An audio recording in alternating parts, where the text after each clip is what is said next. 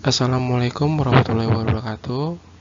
Di sini kami akan mempresentasikan tugas kelompok 16 Teori Ekonomi Makro yang beranggotakan Setioko Adi Kunchoro saya sendiri dan teman saya Siti Arifania Saputri. Di sini kami akan mempresentasikan kurva valuta asing. Di sini saya akan menjelaskan isi dari presentasi kurva valuta asing. Yang pertama ada definisi kurs mata uang, yang kedua ada sistem kurs valuta asing, yang ketiga ada jenis kurva valuta asing, yang keempat ada faktor yang mempengaruhi perubahan kurs, yang kelima ada pengaruh kurs terhadap bisnis, yang keenam ada perhitungan kurs valuta asing. Yang pertama ada definisi kurs mata uang asing. Di sini ada dua pengertian kurs. Yang pertama, kurs merupakan nilai suatu mata uang jika dipertukarkan dengan mata uang lainnya. Yang artinya nilai suatu mata uang ditentukan oleh nilai tukar mata uang tersebut terhadap mata uang lainnya. Ada juga pengertian lainnya tentang kurs. Kurs merupakan harga mata uang suatu negara yang dinyatakan dengan mata uang negara lain. Yang artinya, kurs menyatakan harga suatu mata uang jika diperjualbelikan dengan mata uang lainnya.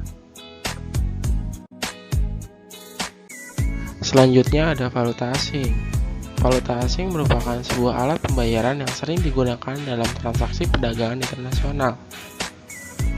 Tapi, mata uang asing ini tidak berlaku sebagai alat pembayaran yang sah untuk transaksi dalam negeri, tetapi banyak digunakan dalam transaksi dan keuangan internasional. Selanjutnya, tidak semua mata uang asing ini dapat digunakan sebagai alat transaksi perdagangan internasional, tetapi harus melakukan pertukaran terlebih dahulu dengan mata uang yang berlaku secara internasional. Di sini dapat diartikan kurs valuta asing ini secara umum sebagai harga suatu mata uang asing jika dipertukarkan dengan mata uang lainnya. Yang kedua ada sistem kurs valuta asing. Sistem kurs valuta asing ini ada tiga sistem kurs. Yang pertama sistem kurs tetap, kedua ada sistem kurs bebas atau mengambang, yang ketiga ada sistem kurs mengambang terkendali atau terkontrol.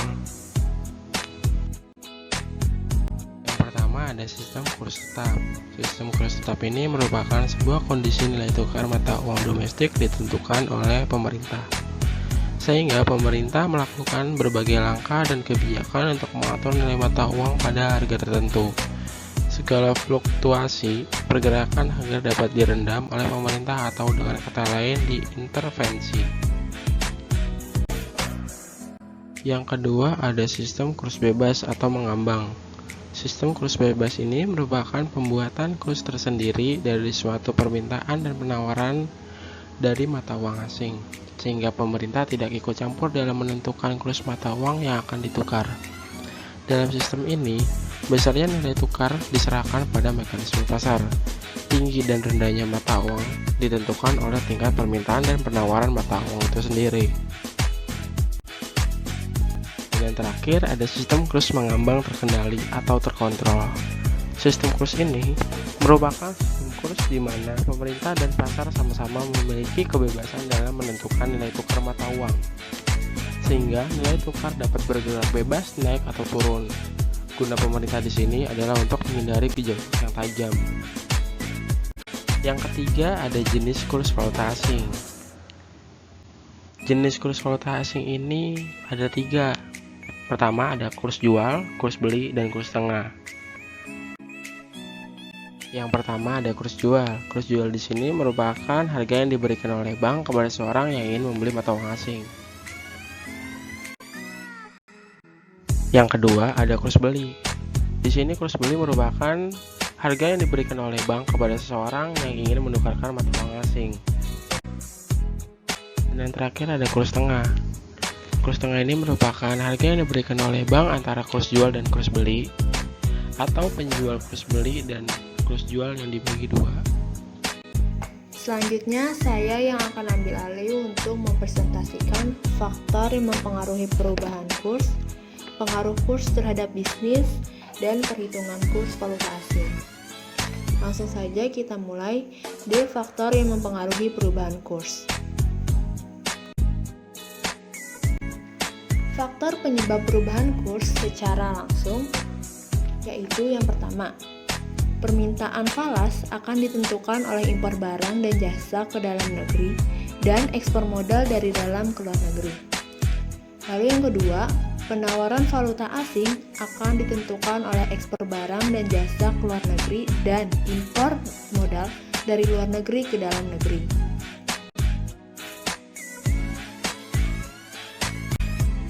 Kemudian faktor penyebab perubahan kurs secara tidak langsung.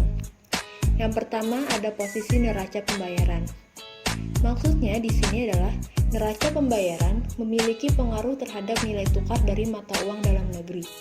Jika neraca pembayaran defisit, maka permintaan terhadap falas akan meningkat, sehingga menyebabkan nilai rupiah melemah.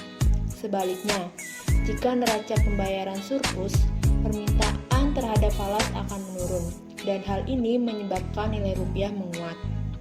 Lalu yang kedua ada tingkat inflasi. Maksudnya adalah penurunan daya beli mata uang yang ditunjukkan oleh kenaikan tingkat harga di negara yang bersangkutan akan diikuti dengan depresiasi atau pelemahan nilai tukar mata uang tersebut. Sebaliknya, kenaikan daya beli mata uang domestik akan mengakibatkan apresiasi atau penguatan nilai tukar mata uang domestik tersebut. Lalu yang ketiga ada tingkat bunga. Kenaikan tingkat suku bunga bank untuk mata uang domestik akan menyebabkan mata uang domestik mengalami apresiasi atau penguatan terhadap nilai mata uang negara lain. Lalu yang keempat, tingkat pendapatan nasional. Tingkat pendapatan nasional hanya akan mempengaruhi nilai tukar melalui tingkat permintaan valuta asing. Kenaikan pendapatan nasional yang diiringi dengan meningkatnya kegiatan transaksi ekonomi melalui kenaikan impor akan meningkatkan permintaan terhadap falas sehingga menyebabkan nilai mata uang domestik terdepresiasi. Lalu yang kelima ada kebijakan moneter. Kebijakan moneter ini adalah kebijakan pemerintah untuk mempengaruhi kegiatan ekonomi yang dapat mempengaruhi pergerakan kurs. Lalu yang keempat ada ekspektasi dan spekulasi. Sebagian permintaan terhadap valuta asing disebabkan oleh adanya pemikiran bahwa di masa yang akan datang, nilai tukar suatu mata uang akan naik atau turun, sehingga masyarakat akan membeli atau menjual terhadap mata uang atau valuta asing. Selanjutnya pengaruh kurs terhadap bisnis. Pengaruh kurs terhadap bisnis. Perubahan nilai tukar tentu akan mempengaruhi transaksi yang terkait dengan perdagangan internasional ekspor-impor mata uang asing. 1. Pengaruh terhadap importir. Jika terlibat dalam penjualan produk yang dibutuhkan untuk mengimpor bahan baku dari luar negeri, nilai tukar menentukan keuntungan yang dihasilkan. Namun, dalam hal melemahnya rupiah terhadap mata uang asing, yang biasanya dolar Amerika Serikat, perusahaan akan menghabiskan lebih banyak uang daripada biasanya. Dalam hal ini, perusahaan akan menderita kerugian jika harga jual produk tidak naik. Yang kedua adalah pengaruh terhadap eksportir. Perubahan nilai tukar lebih sering bermanfaat bagi pebisnis yang terlibat dalam ekspor. Nilai tukar dolar yang sering lebih kuat, itu berarti bahwa harga jual produknya yang diekspor ke luar negeri semakin banyak dijual dengan harga tinggi, karena konsumen akan membayar dalam bentuk dolar. Yang ketiga, pengaruh terhadap hutang piutang. Jika nilai tukar rupiah terus melemah terhadap mata uang asing, itu akan merugikan pedagang atau perusahaan yang memiliki utang luar negeri. Karena nilai hutang yang akan mereka bayar akan menjadi lebih tinggi. Yang keempat adalah pengaruh terhadap pemilik dolar. Saat ini banyak orang yang mengumpulkan dolar. Tujuannya adalah untuk mendapatkan nilai tukar yang lebih tinggi daripada membeli dolar. Taktik ini sebenarnya sah dan dapat digunakan sebagai deposit perusahaan.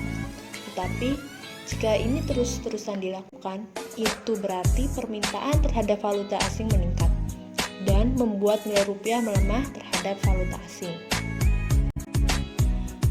Selanjutnya F. Perhitungan kurs valuta asing.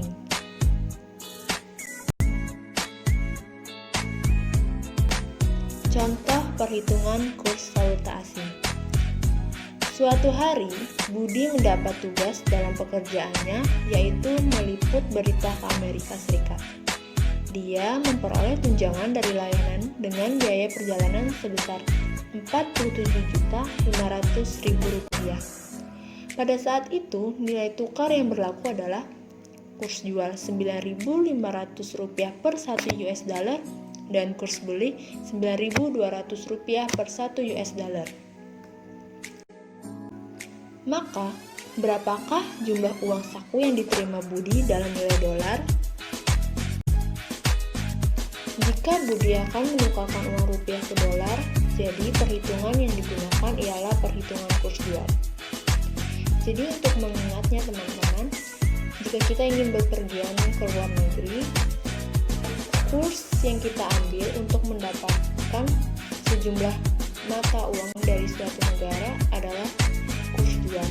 Jadi seakan-akan kita menjual uang rupiah kita untuk mendapatkan sejumlah mata uang di suatu negara tersebut.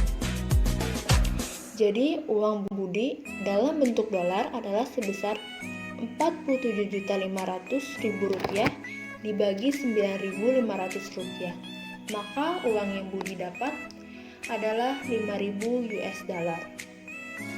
Sementara di Amerika, Budi menggunakan uangnya hanya 3.000 US dollar. Dan setelah kembali ke Amerika, Budi kembali untuk menukar sisa uang dengan rupiah. Dan kurs yang berlaku saat itu, kurs jual Rp9.750 per 1 US dollar dan kurs beli Rp9.425 per 1 US dollar. Berapakah jumlah rupiah yang akan diterima oleh Budi? Dan sisa uang Budi adalah sebesar 5.000 US dollar dikurang 3.000 US dollar, yaitu 2.000 US dollar. Jika Budi akan menukarkan uang dolar ke rupiah, jadi perhitungan yang digunakan yaitu perhitungan kurs beli. Jadi jika teman-teman dari bepergian ke luar negeri lalu ingin menukarkan kembali uang rupiah kita, berarti kita membeli rupiah kita kembali. Jadi sisa uang yang dimiliki Budi dalam rupiah adalah sebesar 2.000 US dollar dikali 9.425. Maka sisa uang Budi adalah Rp18.850.000. Bisa dilihat di sini ada beberapa daftar pustaka yang kita ambil untuk presentasi ini. Sekian presentasi dari kelompok 16 tentang kurs valuta asing. Saya ucapkan terima kasih.